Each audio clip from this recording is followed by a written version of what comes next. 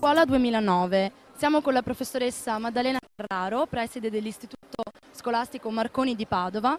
Professoressa, le chiediamo qual è il rapporto, ci stiamo occupando di e-democracy, qual è il rapporto tra democrazia e nuove tecnologie, poi soprattutto nel mondo della scuola che è il suo mondo. Il mondo della scuola deve rinnovarsi.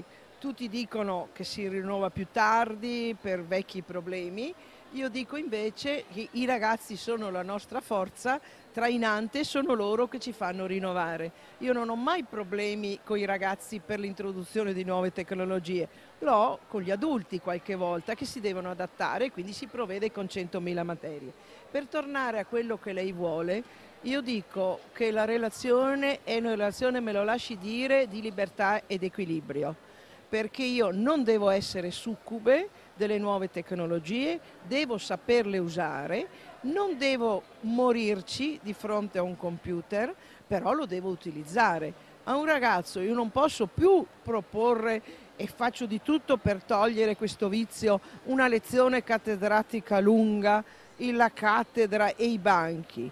Intanto c'è un sistema di essere con un approccio, come si dice in gergo, laboratoriale, cioè dobbiamo discutere, dobbiamo provare, dobbiamo sperimentare, dobbiamo convincerci. Guardi che questo è un passaggio di tutta l'innovazione della nuova scuola, di cui mi onoro di far parte di molti gruppi di lavoro, però il punto è sempre quello, dobbiamo correre alla velocità della società. I ragazzi sono fondamentali, lo sapete, il mio rapporto con i ragazzi qual è, che è sempre di grande fortuna.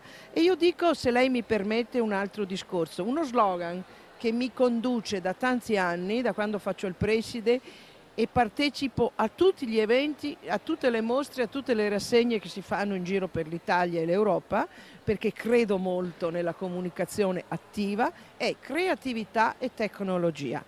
Abbiamo costruito dei progetti europei con questo slogan. Creatività vuol dire che devo metterci del mio e devo essere libero. Torno al discorso di prima. La tecnologia la utilizzo, però sono io che la utilizzo, è un ausilio, è un sussidio e la utilizzo come meglio penso.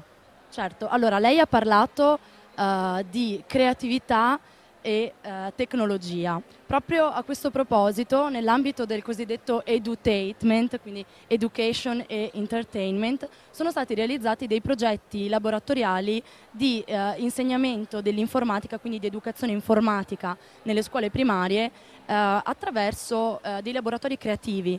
Nel caso di Bla Bla Bla, del progetto di Civil Life, nella creazione di disegni animati. Che cosa ne pensa? Pensa che sia una bella idea? Pensa che sia utile insegnare ai ragazzi ad usare il computer anche attraverso un gioco, un divertimento? Tutto deve essere attraverso il gioco, quindi non solo sono convintissima, ma bisogna fare di tutto, addirittura, io uso la parola perché sono vecchiotta, i fumetti dobbiamo usarli anche alle superiori, cioè bisogna creare una situazione, la situazione deve essere piacevole, uno deve ritrovarsi, quindi se alle primarie c'è questo progetto, ben venga, ma fatene degli altri, perché solo attraverso, anche noi adulti abbiamo bisogno del lato ricreativo, perché altrimenti siamo stanchi, stressati, non ci poniamo, si arriva lo stesso a creare i veri saperi, si arriva lo stesso ma si arriva in maniera più giocosa e senz'altro più fruttuosa. Quindi potrebbe essere magari, così come i disegni animati per i ragazzi delle elementari, la produzione di corti cinematografici o di pubblicità o di slogan per i ragazzi delle superiori. Senza dubbio bisogna creare logicamente altri prodotti, ma prodotti diciamo che siano anche mediatici possiamo farne finché vogliamo.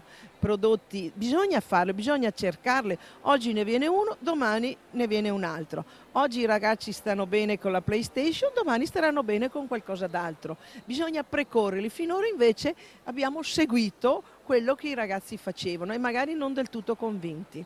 Quindi l'innovazione anche nella scuola come primo passo. Grazie professoressa, buona giornata, buon lavoro.